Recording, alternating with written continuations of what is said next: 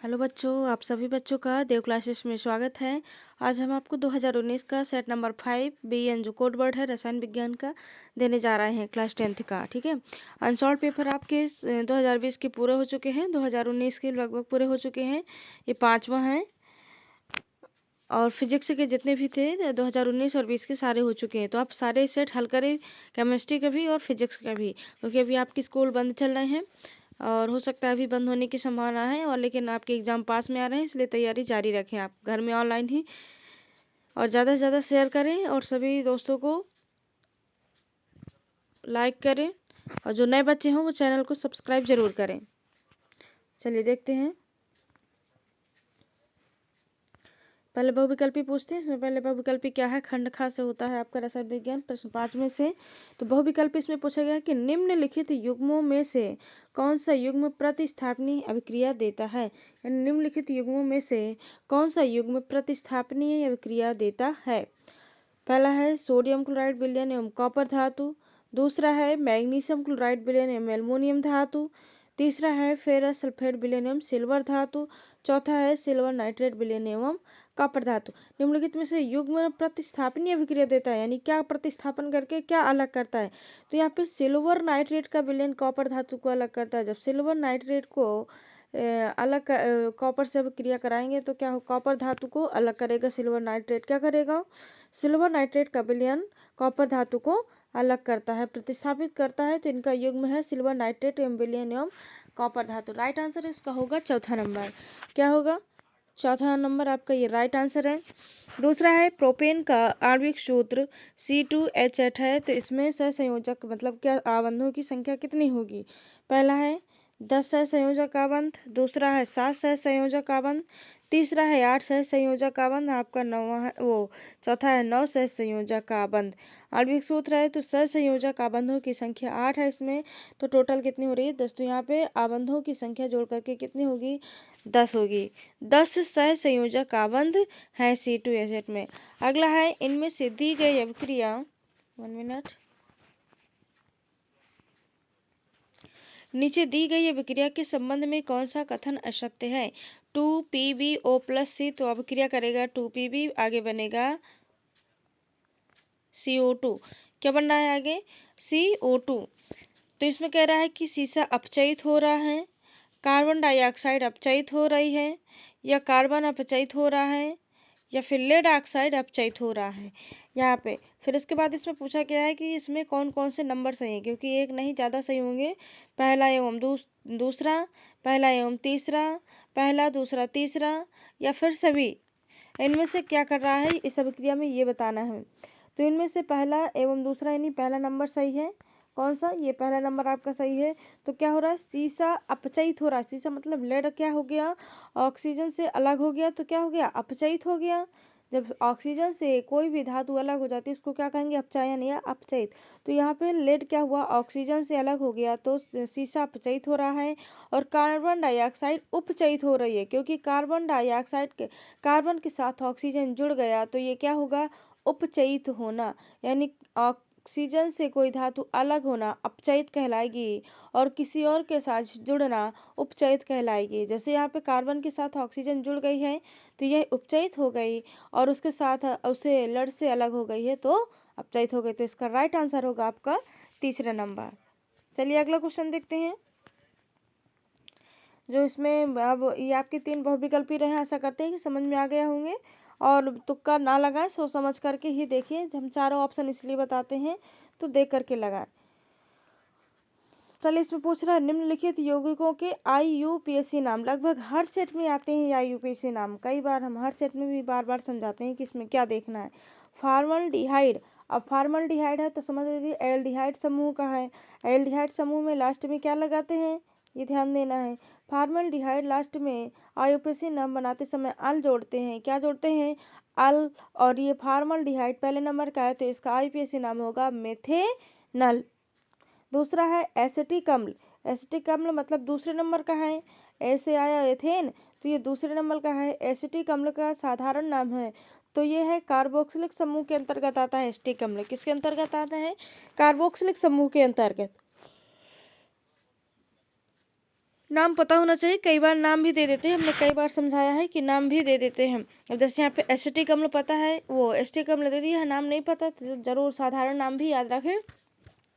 Acetic अम्ल carboxylic समूह के अंतर्गत दूसरा वो है एसिटिक अम्ल, तो इसका नाम होगा यूपीएससी में एथेनोइक अम्ल, क्योंकि कार्बोक्सिलिक अम्ल में लास्ट में ओइक अम्ल जोड़ते हैं, तो ये क्या है, एथेनोइक अम्ल। ये आपका फॉर्मल्डिहाइड का यूपीएससी नाम रहा। 1 मिनट। यह आपका फॉर्मल्डिहाइड का मेथेनॉल और एसिटिक अम्ल का एथेनोइक अम्ल होगा। अगला प्रश्न है, आयनिक यौगिकों के 2 गुणों को उदाहरण सहित लिखिए। यानी आयनिक यौगिक हैं जो उनके यौगिक गुणों को 2 उदाहरण सहित लिखना है। जैसे कि आयनिक यौगिक ठोस, कठोर तथा भंगुर होते हैं। आयनिक यौगिक क्या होते हैं, ठोस तथा कठोर और भंगुर होते हैं। दूसरा है, उनके क्वथनांक तथा गलनांक उच्च होते हैं। आयनिक यौगिकों के क्वथनांक और गलनांक क्या होते हैं, उच्च होते हैं। कई बार एक बार प्रश्न पूछा गया था आपका कि आयनिक यौगिकों के गलनांक उच्च क्यों होते हैं, उसका भी हमने समझाया था। उसी वही बता रहा है कि उनके क्वथनांक एवं गलनांक उच्च होते हैं। और आयनिक यौगिक जल में घुलनशील तथा कार्बनिक यौगिक में अघुलनशील होते हैं।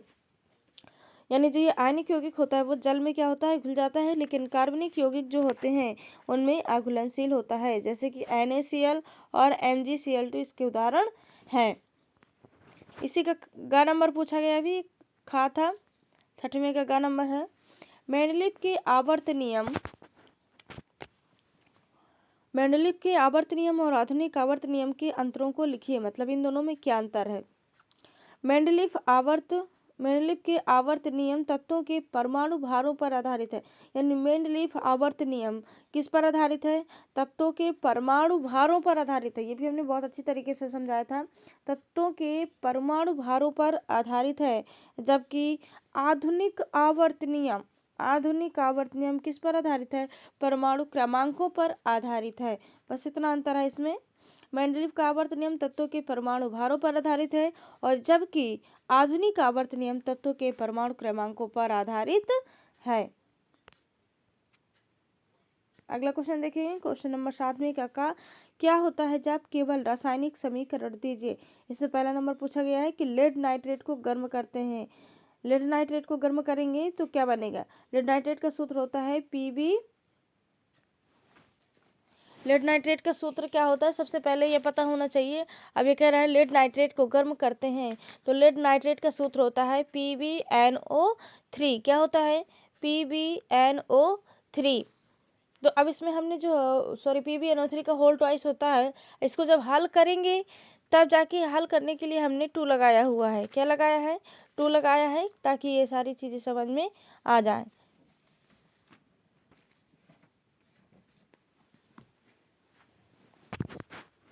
ठीक है। अब जैसे लेड नाइट्रेट का सूत्र हो गया PbNO3 का होल ट्वाइस। अब आगे जो 2 लगाएंगे तभी पूरी रिएक्शन बनेगी, क्योंकि एक है इसमें प्लस लगा के कुछ और नहीं है, इसलिए जब हम आगे 2 लगाएंगे तभी ये हल होगी। चलिए देखते हैं PbNO3 का होल ट्वाइस। तो इसको हल कैसे, ये ज़्यादातर बच्चे गलत करते हैं, ध्यान से देखिएगा इसको किस प्रकार हल करना है। जब आगे 2 लगा देंगे तभी ये हमारी ये सारी चीज़ें बनेंगी, इतना याद रखिए। यहाँ PbNO3 का होल ट्वाइस लिखें, इसके तुरंत पहले ही 2 आगे लगा दें। ठीक है। अब इसमें एक एक चीज़ हम अलग करेंगे कि कितनी कौन सी संख्या है। यहाँ पे Pb सबसे पहले देख लेते हैं। सबसे पहले नंबर में क्या आ रहा है, Pb। तो Pb कितने हैं, 2। तो यहाँ पे लिख देंगे 2 PbO, क्योंकि O इसमें इसलिए सब में जोड़ते जाएंगे क्योंकि सबसे ज़्यादा हमारे यहाँ पे ऑक्सीजन की मात्रा होगी। ऑक्सीजन कितने हैं, 3। बाहर 2 लगा हुआ है तो 3 दूनी 6, और आगे 2 लगा है तो 4 गुणा कर देंगे, 6 दूनी 12। ऑक्सीजन आपके कितने हुए, 12। तो यहाँ पे इसीलिए हम सभी में ऑक्सीजन जोड़ते जाएंगे। लेड आपके कितने हैं, 2। तो यहाँ पे लिख देंगे 2 PbO, यानी लेड ऑक्साइड। फिर प्लस लगाएंगे, अब आएंगे क्या है, नाइट्रोजन कितने हैं, क्योंकि बाहर 2 लगा हुआ है, आगे 2 लगा हुआ है, तो हो जाएगा 2 दूनी 4 आपके। तो 4NO2, क्योंकि इसमें O बस नहीं लगेगा, 4NO2 नाइट्रोजन डाइऑक्साइड। क्या है ये, नाइट्रोजन डाइऑक्साइड 4NO2। अब देखेंगे कि हमारी ऑक्सीजन की मात्रा कितनी बची, क्योंकि तीसरे नंबर में आपका ऑक्सीजन ही है। तो 4 दूनी 8, 2 10 आपके ऑक्सीजन हो गए। ठीक है, लास्ट कितने हैं टोटल ऑक्सीजन? 12। तो लास्ट में आप क्या लिखेंगे? O2। इस प्रकार से यह क्रिया हल होती है। कंफ्यूज ना हो, बहुत बच्चे इस सब क्रिया को गलत करते हैं, इसीलिए कह रहे हैं ध्यान से। आ गया होगा, आशा करते हैं समझ में। अगर ना आए तो आप कमेंट्स के माध्यम से बता सकते हैं। हम जब अगला सेट डालेंगे फिर से उसमें यह क्रिया ऐड कर देंगे। ठीक है, अगला है नाइट्रिक अम्ल कैल्शियम हाइड्रोक्साइड से क्रिया करता है। नाइट्रिक अम्ल किससे करता है? कैल्शियम हाइड्रोक्साइड से क्रिया करता है। नाइट्रिक अम्ल का सूत्र होता है HNO3 प्लस CaOH का होल ट्वाइस। तो अगर हम इसमें 1 मिनट,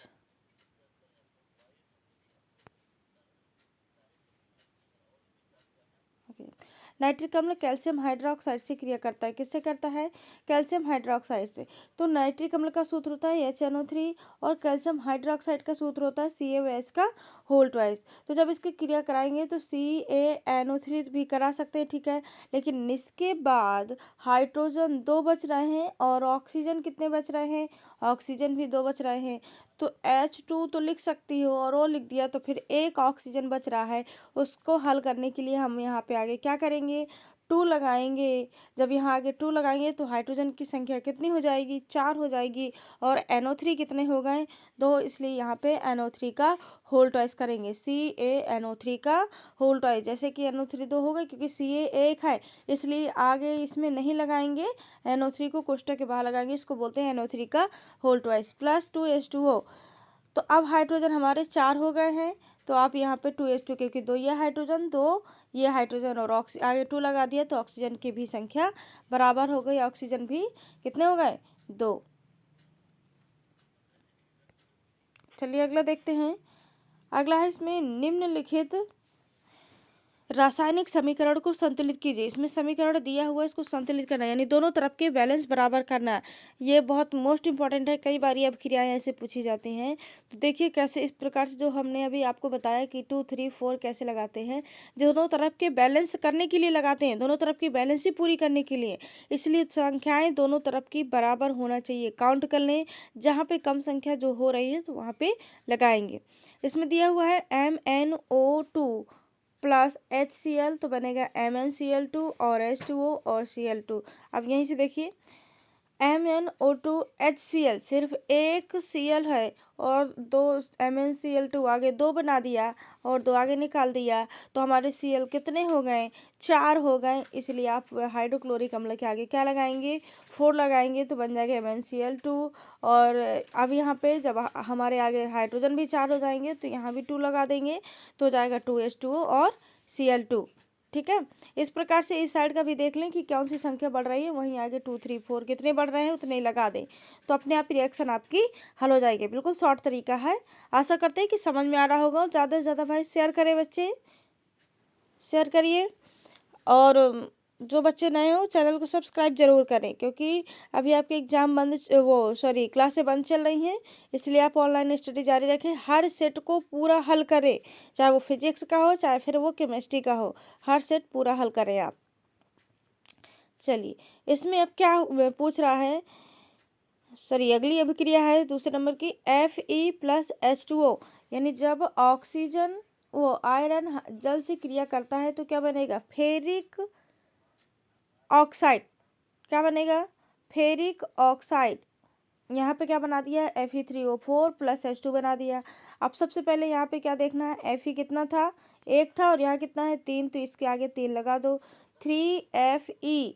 ऑक्सीजन कितने हैं? 4। यहाँ पे कितने थे? एक ही था, क्योंकि कुछ नहीं लगा था, तो आगे 4 लगा दो, ऑक्सीजन की संख्या 4 हो जाएगी। तो हो गया Fe3O4। अब हाइड्रोजन कितने हो गए? 8, यहाँ पे थे 2, इसलिए आगे इसमें 4 लगा दीजिए, तो ये हो जाएगा 4H2। इस तरह आपकी अपक्रिया ये संतुलित की जाती है। ठीक है, अगला क्वेश्चन है, फिर से देखो अपक्रिया क्या होता है जब केवल रासायनिक समीकरण दीजिए। इतनी देर से आप पूरी अभिक्रियाएं करते चले आ रहे हैं, इसमें कितनी अभिक्रियाएं दी गई हैं? एथेनोइक अम्ल सोडियम कार्बोनेट से क्रिया करता है। एथेनोइक अम्ल किससे करता है?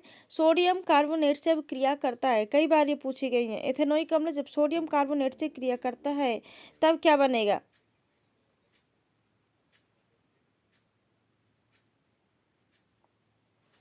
तब आपका एथेनॉइक अम्ल जब सोडियम कार्बोनेट से क्रिया करेगा तो एथेनॉइक अम्ल का सूत्र होता है CH3, 1 minute, CH3COOH plus Na2CO3। ये आपका सोडियम कार्बोनेट है।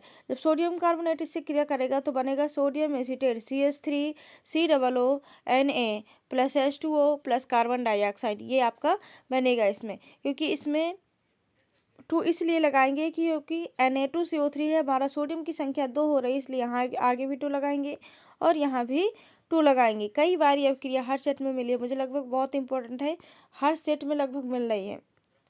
अगला है एथेनॉल को सांद्र सल्फ्यूरिक अम्ल के साथ गर्म करते हैं। साथ का मतलब होता है यहाँ पे अगर 160 से 170 डिग्री सेल्सियस देता है तब वहाँ पे प्लस लगा करके कर सकते हैं। अगर ऐसे दे रहा है कि एथेनॉल को सांद्र सल्फ्यूरिक अम्ल के साथ गर्म करते हैं तो आप उपस्थिति दर्शाएंगे, नहीं तो फिर 2 बार में रिएक्शन संपन्न होती है। क्योंकि जब इसमें H2SO4 के साथ कराएंगे तो बनेगी पहले एथिल हाइड्रोजन सल्फेट, फिर इसके बाद एथिल हाइड्रोजन सल्फेट से जाके बनेगा ये आपका एथिलीन। तो सीधे इसमें H2SO4 उपस्थिति दर्शाना है तो आपका बनेगा C2H5OH को H2SO4 की यहाँ पे उपस्थिति दर्शाएंगे तो आपका बनेगा CH2 डबल बॉन्ड CH2 यानी C2H4 एथीन बनेगा। क्या बनेगा? एथीन बनेगा और प्लस CH2O। एथिलीन का ही आईपीएसी नाम क्या है? एथीन। ठीक है, और प्लस जल हो गया। अगला क्वेश्चन है निम्नलिखित रासायनिक समीकरण को संतुलित कीजिए। फिर से आप देखिए कि लगभग कितने नंबर की अभिक्रियाएं पूछी हुई हैं, इसीलिए अभिक्रियाएं जरूर देखें ध्यान से और हल करें। ठीक है, चलिए यहाँ से नहीं है, यहाँ से हम 1 मिनट आपको दिखा रहे हैं कितनी पूछी हुई हैं। ये साथ में के का नंबर में 2 नंबर की ये हो गई, खा नंबर में 2 नंबर की हो गई 4, फिर 2 ये 6। अब आगे फिर पूछ रहा है, देखते हैं कितनी है, 6 2 8। आपके केमिस्ट्री के पेपर में ही 8 नंबर की अभिक्रियाएं हो गई। इसीलिए कहते हैं कि अभिक्रियाएं ध्यान से देखें और हल करें ताकि कंफ्यूजन ना हो और भूल ना जाए। ठीक है, चलिए देखते हैं। और जो भी अभिक्रिया समझ में नहीं आती आप कमेंट्स के माध्यम से बता सकते हैं कि ऐसे क्वेश्चन नंबर की कौन सी अभिक्रिया आपको समझ में नहीं आई है, हम अगले उसमें समझाने की कोशिश करेंगे। ठीक है, अब देखिए इसमें है C6H12O6 प्लस O2, तो आगे इस आफ्टर रिएक्शन बनेगा CO2 प्लस CH2O प्लस ऊर्जा, ग्लूकोज की क्रिया है ये। तो देखिए यहाँ पे C6H12O6 दिए हैं, फिर आगे बना है CO2। तो सबसे पहले हमें ये देखना है कि कार्बन हमारे C6 है तो आगे क्या लग जाएगा, 6 लग जाएगा, 6CO2। तो हमारा ये हल हो गया। तो 6 दूनी 12 कार्बन हो रहे हैं, 1 मिनट, 6 दूनी 12 ऑक्सीजन आपके हो रहे हैं और 6 कार्बन आपकी संतुलित हो गए।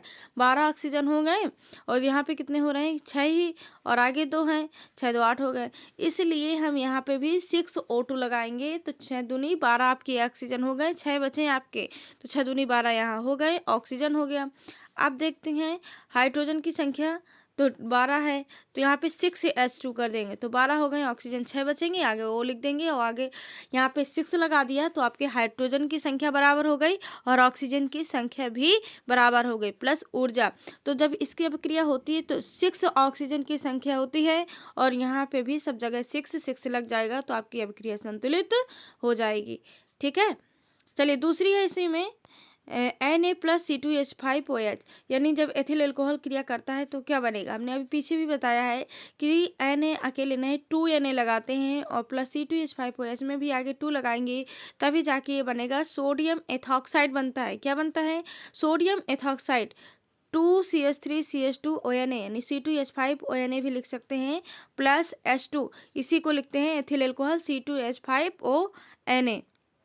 ठीक है, अगला क्वेश्चन देखते हैं। अब क्रियाएं समझ में आ गई होंगी आशा करते हैं। अगर आपको समझ में नहीं आए तो आप कमेंट्स बॉक्स में बता दीजिएगा कि कौन से नंबर की कौन समझ में नहीं आई है, फिर हम अगले में कवर कर देंगे। ठीक है,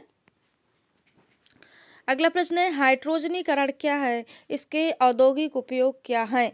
हाइड्रोजनीकरण क्या है, इसके औद्योगिक उपयोग क्या है। हाइड्रोजनीकरण देखेंगे, हाइड्रोजनीकरण असंतृप्त हाइड्रोकार्बन में पोलेडियम अथवा निकेल जैसे उत्प्रेरक की उपस्थिति में, यानी असंतृप्त हाइड्रोकार्बन में पोलेडियम अथवा निकेल जैसे उत्प्रेरक की उपस्थिति में हाइड्रोजन के योग से संतृप्त हाइड्रोकार्बन बनता है, जिसे हाइड्रोजनीकरण कहते हैं। या फिर इस प्रकार से भी कह सकते हैं इसको कि असंतृप्त हाइड्रोकार्बन में पोलेडियम अथवा निकेल जैसे उत्प्रेरक की उपस्थिति में हाइड्रोजन के योग से, यानी हाइड्रोजन को जोड़ने पर संतृप्त यौगिक बनाते हैं। असंतृप्त से हाइड्रोजन से क्रिया करने पर संतृप्त यौगिक बनाते हैं, जो कि क्या कहलाता है, हाइड्रोजनीकरण। किसकी उपस्थिति में? पोलेडियम अथवा निकेल की उपस्थिति में। बिल्कुल सिंपल सी परिभाषा है, आशा करते समझ में आ रही होगी। असंतृप्त हाइड्रोकार्बन में पोलेडियम अथवा निकेल जैसे उत्प्रेरक की उपस्थिति में हाइड्रोजन का योग, यानी हाइड्रोजन से क्रिया करके संतृप्त यौगिक बनाते हैं। वह क्रिया कौन सी कहलाती है?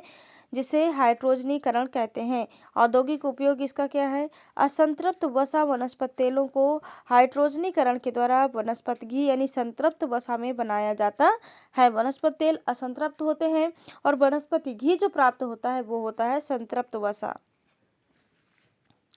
देखिए, वनस्पति तेल जब हाइड्रोजन से क्रिया करेगा तो बनेगा वनस्पति घी। वनस्पति तेल जैसे कि मूंगफली का तेल यह संतृप्त हाइड्रोकार्बन है, और वनस्पति घी जैसे कि आपका डालडा और रथ एक आया करता था वो है आपका संतृप्त हाइड्रोकार्बन। ये क्या है? आपके संतृप्त हाइड्रोकार्बन होते हैं। और मूंगफली का तेल होता है आपका असंतृप्त। ठीक है। 8वें में, ये 8वें का प्रश्न पूछ रहे थे अभी तक। 8वें में इसी में देखेंगे कि 8वें में पूछा करते हैं जो टिप्पणियां लिखने के लिए डिटर्जेंट के उपयोगों को उदाहरण द्वारा लिखिए। डिटर्जेंट के उपयोग क्या क्या होते हैं? डिटर्जेंट आजकल हमारा उपयोग कपड़ों की सफाई, आपका डिटर्जेंट पाउडर या निरमा पाउडर ही बोलते हैं। आजकल का डिटर्जेंट का उपयोग कपड़ों की सफाई में बहुतायत होने लगा है, क्योंकि यह कठोर तथा मृदु दोनों ही प्रकार के जलों में प्रयुक्त किया जा सकता है। यानी डिटर्जेंट का कठोर जल में और मृदु जल में दोनों प्रकार के जलों में प्रयोग कर सकते हैं। इसलिए डिटर्जेंट का जलीय विलयन उदासीन होता है। डिटर्जेंट का जलीय विलयन क्या होता है? उदासीन होता है।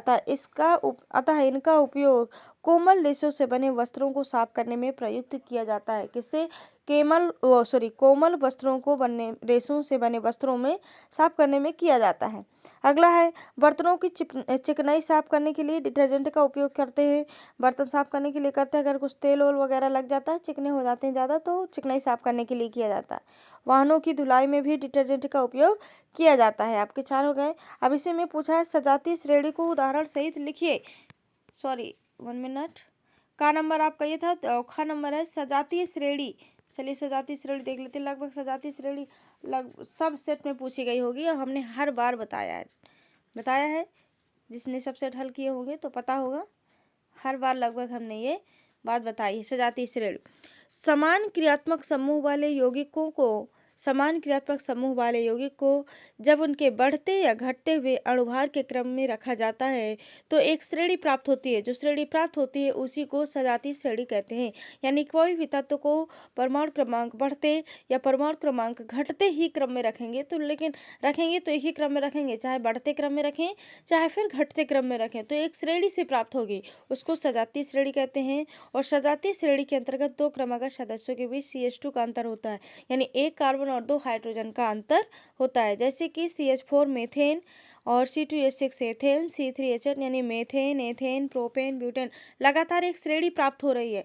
जैसे कि यहाँ पे मेथेन में CH4 है और एथेन में आपके 2 कार्बन और 6 हाइड्रोजन हो गए। यहाँ पे 1 था तो यहाँ पे 2 हो गए, और 4 था तो 2, मतलब CH2 का अंतर हुआ। 1 कार्बन और 2 हाइड्रोजन का अंतर होता रहा। इसको कहते हैं सजातीय श्रेणी। अगली एक टिप्पणी और होगी, 3 टिप्पणियां पूछते। कार्बन की चतुसंयोजकता एवं श्रृंखलन की प्रकृति को समझाइए। तो कार्बन की चतुसंयोजकता एवं श्रृंखलन, तो आप पहले कार्बन की श्रृंखलन देख लीजिए। ये श्रृंखलन आपका ये पूछा हुआ है, श्रृंखलन। चतुसंयोजकता भी हम आपको बता रहे हैं, ठीक है, क्योंकि ये पिछले सेट में भी आई थी। तो आप पहले श्रृंखलन देखें। कार्बन परमाणु द्वारा अन्य कार्बन परमाणु के साथ सहसंयोजी बंध द्वारा जुड़ने की विशेष प्रवृत्ति होती है। यानी जो कार्बन परमाणु होता है वो सहसंयोजी बंध आपस में जुड़ने की बहुत ज़्यादा उसमें विशेष प्रकार की प्रवृत्ति पाई जाती है, जिसके कारण कार्बन परमाणुओं की लंबी श्रृंखलाएं बनती है। यानी सबके साथ वो जुड़ता चला जाता है, जिसके कारण कार्बन परमाणु की क्या होती है?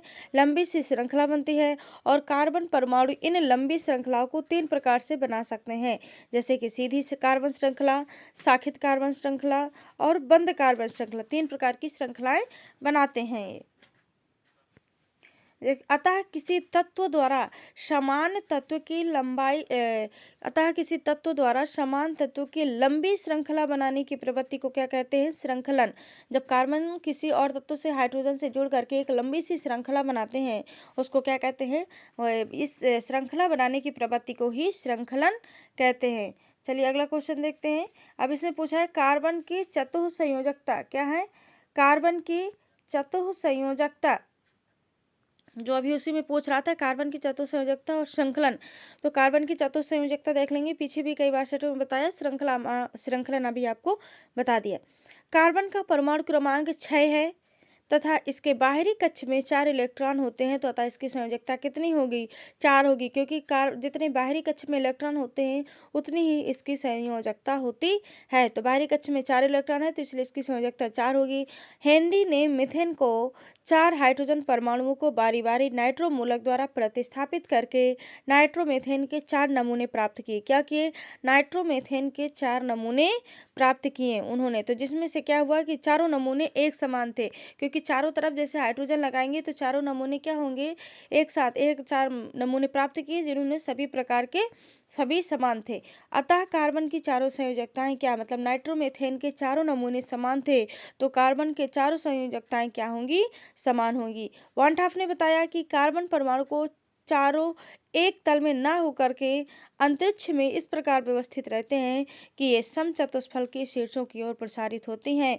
यानी एक जगह न रख करके चारों तरफ उन्होंने फैलाया है, जिससे कि ये अंतरिक्ष इस प्रकार व्यवस्थित रहता है कि ये समचतुष्फलकों की शीर्षों की ओर प्रसारित होती है। और कार्बन की 2 संयोजकताओं के बीच क्या होता है? 109 डिग्री 28 मिनट का कोण बनता है। 2 संयोजकताओं के बीच आप देख रहे होंगे 1 मिनट, अभी हम आपको इस चित्र में बता रहे हैं।